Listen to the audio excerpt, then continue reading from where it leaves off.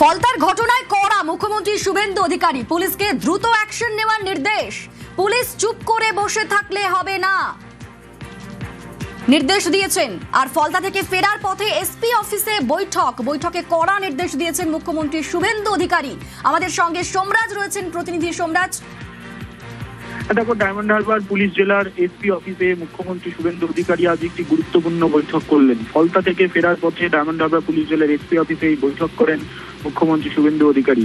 বৈঠকে diamond Harbour police জেলার এসপির পাশাপাশি এডিজি সাউথ বেঙ্গল এবং রাজ্য পুলিশের ডিজি সিদ্ধনাথ গুপ্তাও ছিলেন। যেটা সূত্র মারফত জানা যাচ্ছে, বৈঠকে মুখ্যমন্ত্রী শুভেন্দু অধিকারী গতকালকের ফলতার ঘটনার কড়া অ্যাকশন নেওয়ার নির্দেশ ফের দিলেন।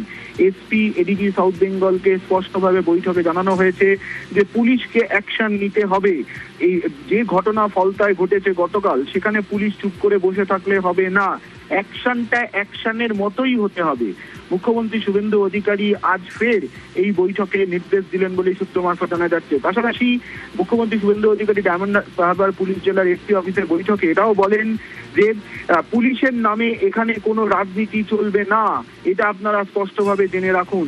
পাশাপাশি ডায়মন্ড হারবার পুলিশ জেলায় রাতে পুলিশিং এর দিকেও বিশেষভাবে নজর দেওয়ার নির্দেশ মুখ্যমন্ত্রী শুভেন্দু অধিকারী দিয়েছেন। এছাড়াও নারী নিরাপত্তা নিয়েও মুখ্যমন্ত্রী শুভেন্দু অধিকারী আজকের বৈঠকে বিশেষভাবে নির্দেশ দিয়েছেন।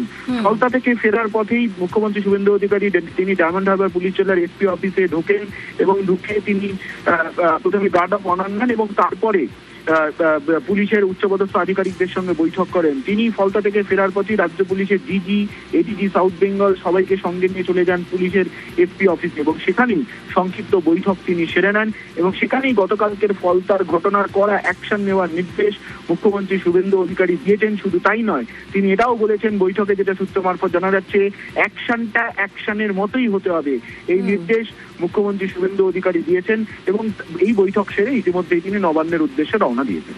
বেশ, ধন্যবাদ সোমরাজ।